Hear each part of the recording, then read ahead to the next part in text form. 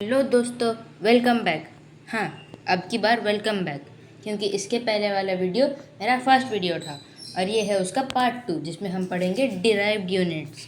तो चलिए शुरू करते हैं। चलो। आते हैं हम डिराइव्ड यूनिट्स पे। हम पहले पढ़ चुके हैं डिराइव्ड यूनिट्स क्या है। अगर आप भूल गए होंगे तो सुन लीजिए। डिराइव्ड यूनिट्स वो होते हैं जो फंडामेंटल यूनिट से बन के होते हैं, मतलब वो गुंडों के चेले के टाइप होते हैं। फंडामेंटल यूनिट्स गुंडे होते हैं और डिराइव्ड यूनिट्स उन पर डिपेंडेंट। इसलिए आज हम देखेंगे वो लोग कैसे डिराइव हुए हैं फंडामेंटल यूनिट से। तो पहला है हमारा एरिया। एरिया क्या होता है? लेंथ इंटू ब्रेथ, मतलब लेंथ का यूनिट होता है मीटर, ब्रेथ का यूनिट होता है मीटर। तो मीटर इंटू मीटर हो गया मीटर स्क्वायर। ये तो पता ही होगा, बहुत ईजी है ये। वॉल्यूम, वॉल्यूम क्या होता है? कितना जगह घेर रहा है। पहले ये नीचे का एरिया निकाल लिया और उसको अगर हम हाइट से मल्टीप्लाई करते जाएंगे 1 2 3 4 5 और उसे एक दूसरे के ऊपर रख देंगे तो क्या हो जाएगा? एक 3D फिगर बन जाएगा ना। तो length into breadth into height हो जाएगा वॉल्यूम। तो लेंथ का होता है मीटर यूनिट, ब्रेथ का भी मीटर, हाइट का भी मीटर। तो metre into metre into metre, metre cube. अब आते हैं डेंसिटी। डेंसिटी होता है इतने से मतलब दिए गए जगह में कितना माल भरा हुआ है। बड़े जगह में ज़्यादा माल भरा हुआ है तो उसका डेंसिटी कुछ होगा, छोटे जगह में ज़्यादा माल भरा है उसका डेंसिटी भी कुछ होगा, ऐसे ही। तो मास बाय वॉल्यूम को डेंसिटी बोलते हैं। मास का यूनिट होता है किलोग्राम, केजी, और वॉल्यूम का होता है मीटर क्यूब, ऊपर में दिया गया था जो। तो ये हो गया किलोग्राम पर मीटर क्यूब, मतलब 1 मीटर क्यूब में कितना किलोग्राम है। हाँ, ये सब में SI यूनिट्स यूज़ हो रहे हैं, ये ध्यान में रखना है। स्पीड और वेलोसिटी। स्पीड क्या होता है? स्पीड और वेलोसिटी अभी के लिए आप लगभग उन्हें सेम मान लीजिए, आगे जाके हम उनके डिफरेंस जानेंगे। स्पीड होता है एक यूनिट टाइम में कितना डिस्टेंस कवर किया गया, तो वो हो गया डिस्टेंस बाय टाइम।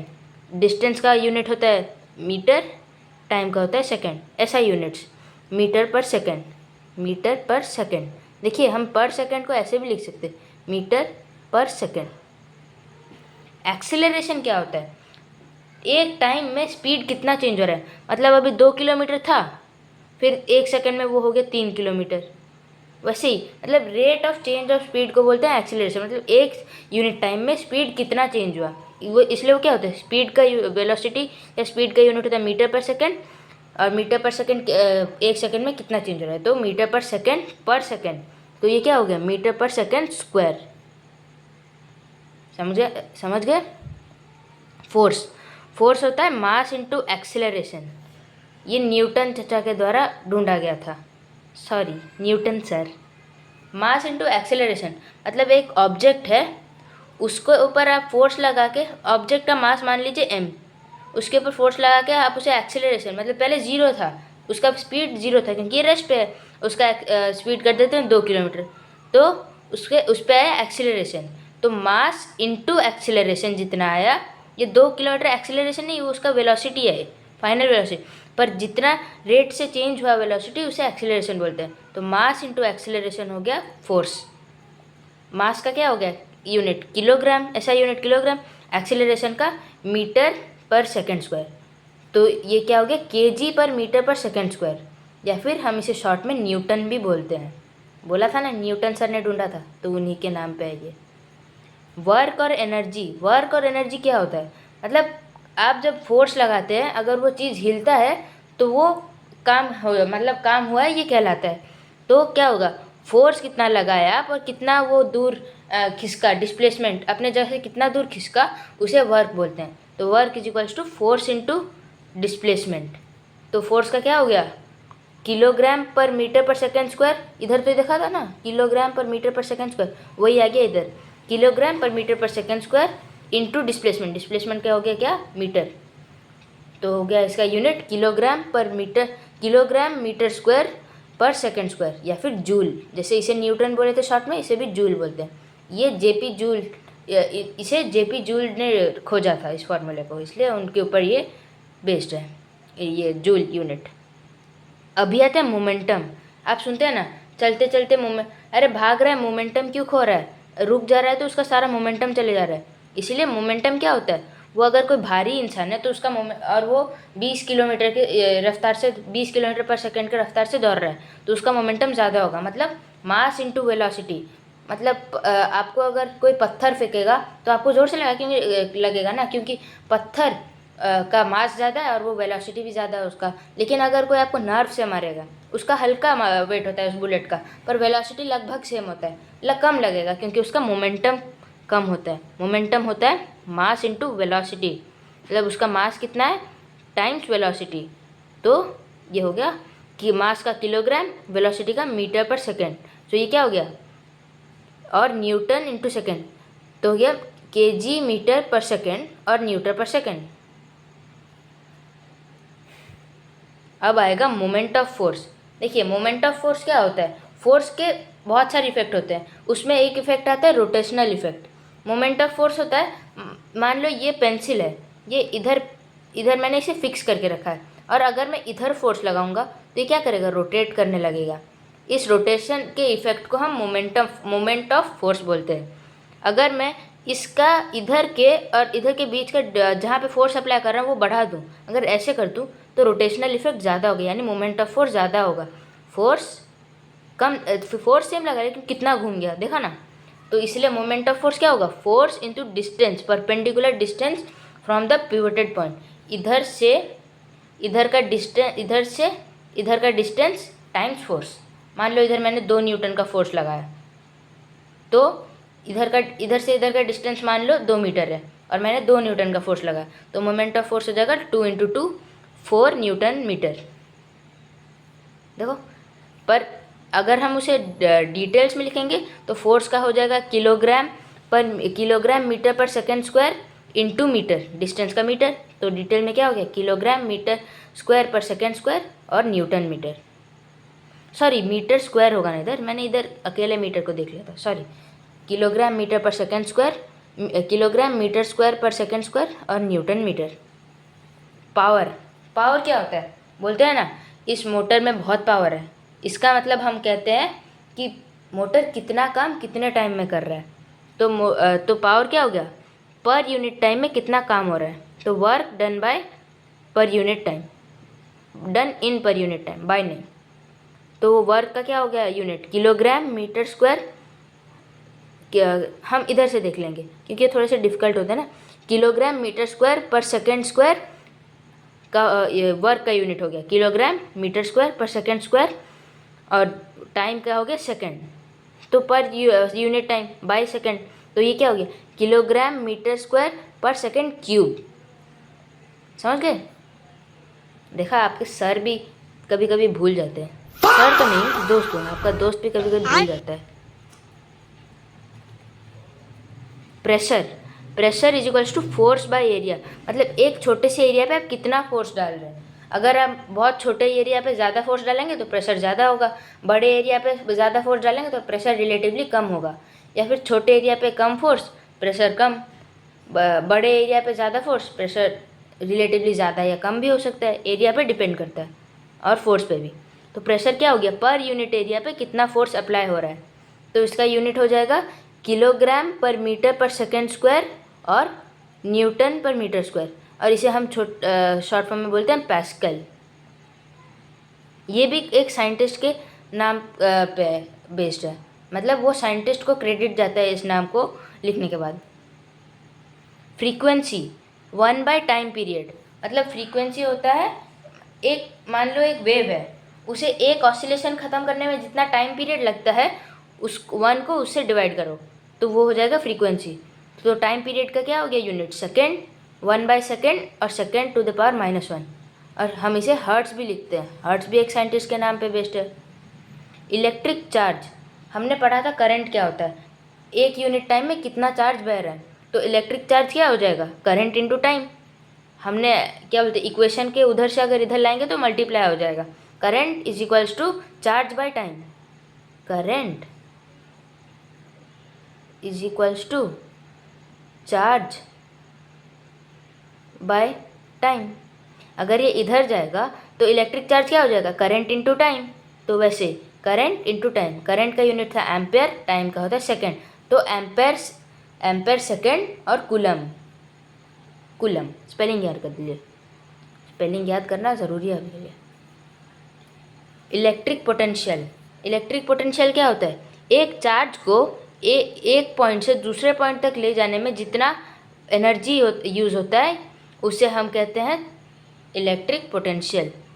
तो वर्क डन बाय चार्ज, तो क्या हो जाएगा ये वर्क का यूनिट है किलोग्राम पर मीटर स्क्वायर पर सेकेंड, किलोग्राम मीटर स्क्वायर पर सेकेंड स्क्वायर, और चार्ज का हो जाएगा एम्पेयर इंटू सेकेंड।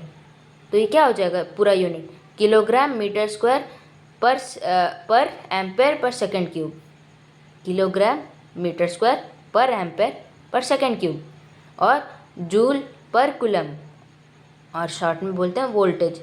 इतना बड़ा बोलते बोलते तो कोई इंसान पागल हो जाएगा, इसलिए हम उसे शॉर्ट में बोलते हैं वोल्टेज।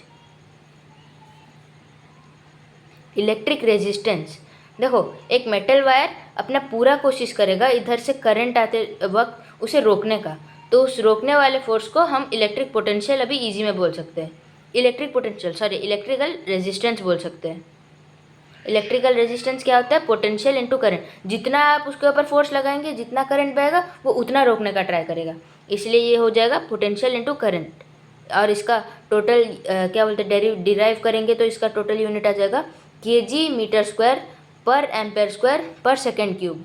बहुत लंबा हो गया ना, इसलिए हम इसे शॉर्ट फॉर्म में ओम भी बोलते हैं, और इसे हम ऐसे लिख सकते हैं, एक ऐसे ऐसे ऐसे। इलेक्ट्रिक पावर क्या होता है, पावर ऊपर में क्या बोला था पर यूनिट टाइम में कितना काम होता है, वैसे ही काम को हमने पहले ऊपर में बोला था वोल्टेज, तो वोल्टेज इंटू करंट, तो हो जाएगा इसका वोल्ट इंटू एम्पेयर और वॉट। वॉट को हम कैपिटल डब्ल्यू से लिखते हैं। अब चलते हैं नेक्स्ट पेज पे। चलो अब हम पढ़ेंगे guidelines for writing the units. जो रूल्स होते हैं यूनिट्स को लिखने के लिए वो काफ़ी सिंपल होते हैं, अभी समझा देता हूँ। देखो अगर किसी साइंटिस्ट के नाम पे वो यूनिट हो तो हम उसका क्या बोलते हैं सिंबल कैपिटल में लिखते हैं, लेकिन अगर नहीं वो तो वो स्मॉल में ही लिखना है। जैसे किलोग्राम किसी साइंटिस्ट के नाम पे बेस नहीं है तो small k g, metre small m, second small s, और ये एसआई यूनिट्स के लिए, प्रीफिक्सेस के लिए नहीं है। अगर बड़ा प्रीफिक्स हुआ तो कैपिटल लेटर होगा उस प्रीफिक्स के लिए। अब अगर वो साइंटिस्ट के नाम पे है वो पहला लेटर उसका हमेशा कैपिटल रहेगा वो साइंटिस्ट का। जैसे न्यूटन का पहला लेटर एन, क्या बोलते हैं न्यूटन का सिंबल कैपिटल एन, जूल का कैपिटल जे, वॉट का कैपिटल डब्ल्यू, पैस्कल का कैपिटल पी, पहला लेटर कैपिटल दूसरा लेटर स्मॉल, हर्ट्ज का एच जेड, तो पहला लेटर हर्ट्ज है H capital Z small, coulomb का कैपिटल सी और वोल्ट का कैपिटल वी।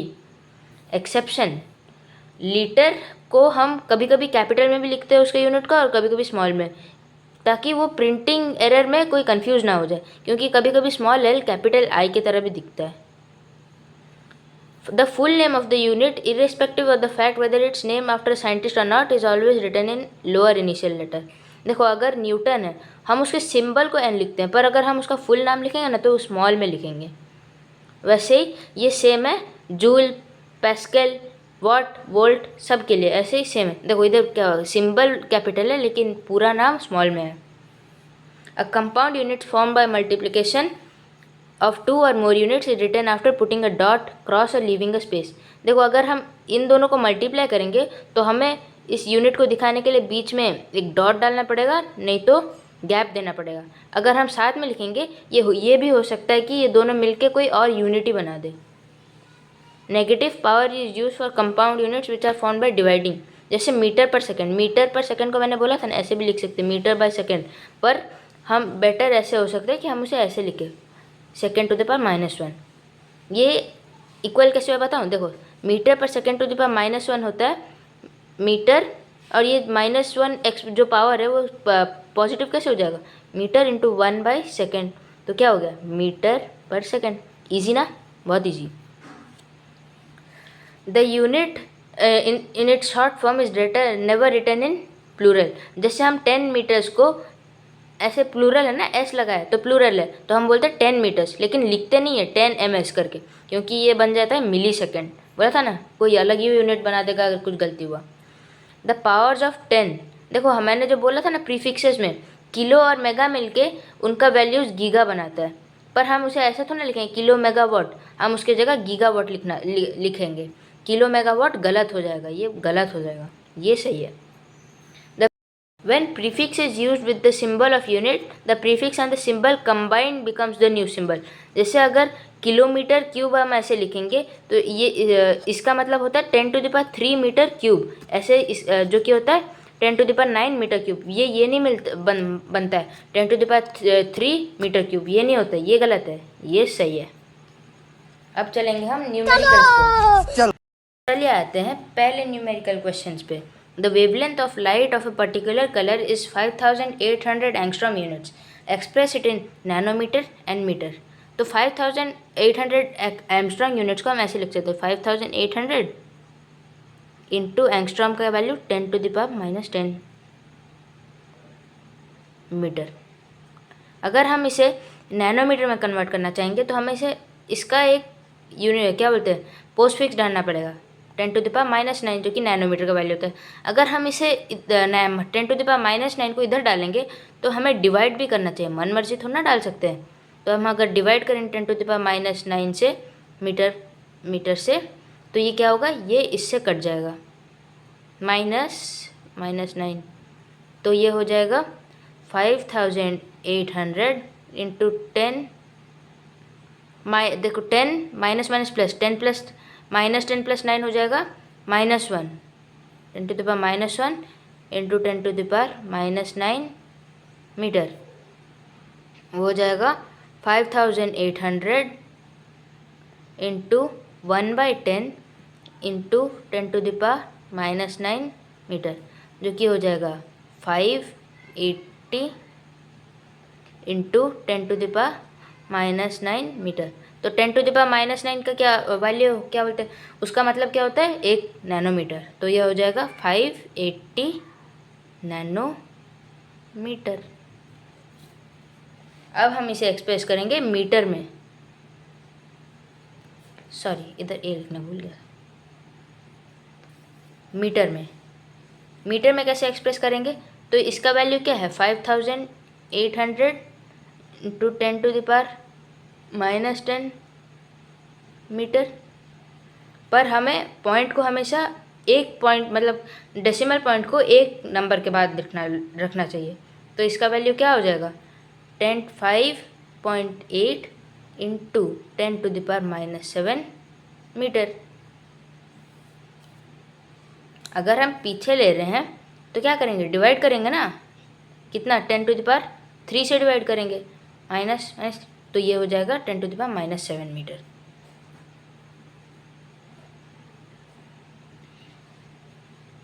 अब आएंगे नेक्स्ट क्वेश्चन पे।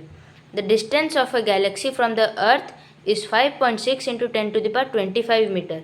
Assuming the speed of light to be 3 into 10⁻8 metre पर second, find the time taken by light to travel this distance. तो time का formula क्या था, time is equals to distance by speed. तो total distance कितना है 5.6 into 10⁻25 metre. Speed क्या है 3 इंटू 10⁸ मीटर पर सेकेंड। तो अगर हम इसे डिवाइड करेंगे तो ये इससे कट जाएगा -8, तो ये इससे डिवाइड करेगा कैसे, इसका वैल्यू आ जाएगा 3.3, कितना होता है 3 × 1 = 3 बचा 2, पॉइंट डालेंगे 3 × 8 = 24 3 6 6 ऐसे करके जाते रहेगा। तो ये क्या हो जाएगा 1.87 इंटू 10⁻25 - 8 हो जाता है से -17 मीटर। मीटर बाय मीटर पर सेकेंड। तो ये क्या हो जाएगा, मीटर कट जाएगा, ये हो जाएगा टाइम हो जाएगा 1.87 इंटू 10⁻17 सेकेंड्स।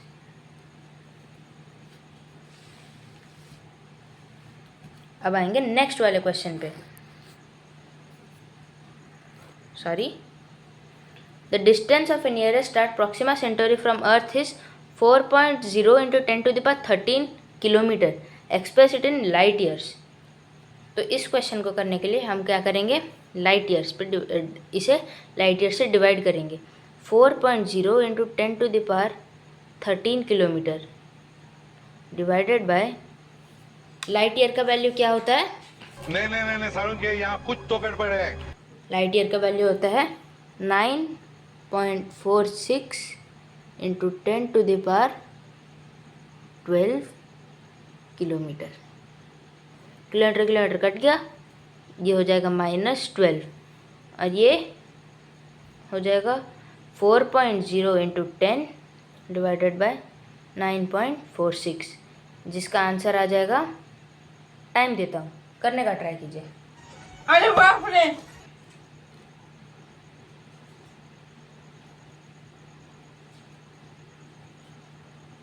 कर लिया। इसका आंसर ये ऐसे एक्सपेंड होगा 40 डिवाइडेड बाय 9.46 और डिवाइड करने के बाद आंसर क्या आ जाएगा, डिवाइड करने के बाद आंसर आ जाएगा 4.2 लाइट ईयर।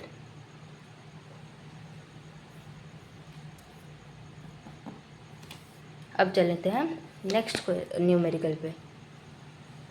सॉरी,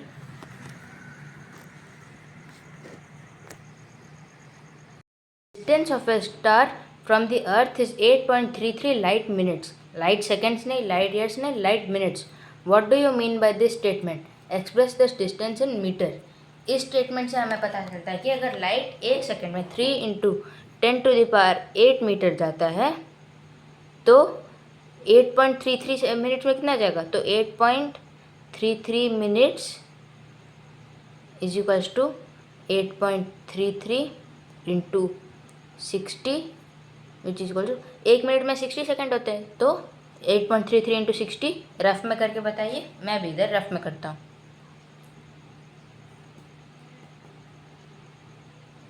तो ये अप्रॉक्स हो जाएगा 499.8 सेकेंड्स।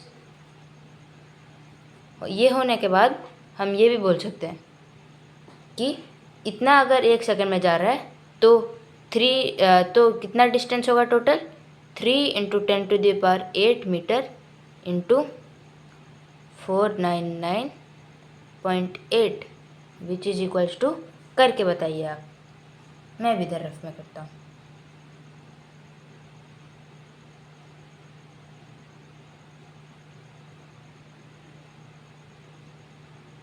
तो मेरा आंसर आ गया 1.499 इंटू 994 इंटू 10⁻11 मीटर। रफ से भी कॉपी कर रहा हूँ, गलत कर रहा हूँ। तो ये अप्रॉक्स क्या हो जाएगा, 1.5 इंटू 10⁻11 मीटर। तो इसी क्वेश्चन के साथ हम आते हैं इस वीडियो के एंड पे। तब तक के लिए बाय बाय। पर रुको, मेरे को एक और बात बोलना था। अगर हम इस चैप्टर को जल्द से जल्द ख़त्म करें तो हम गेमिंग के वीडियोस भी ला सकते हैं। इसलिए अगर आप कमेंट में रेड हार्ट कमेंट कीजिए अगर आपको गेमिंग के वीडियोस चाहिए, और अगर नहीं चाहिए तो एक डाउट कमेंट कर दीजिएगा। जिसमें डाउट आ रहा है वो वाला क्वेश्चन कमेंट कर दीजिएगा कमेंट सेक्शन में। तो तब तक के लिए बाय।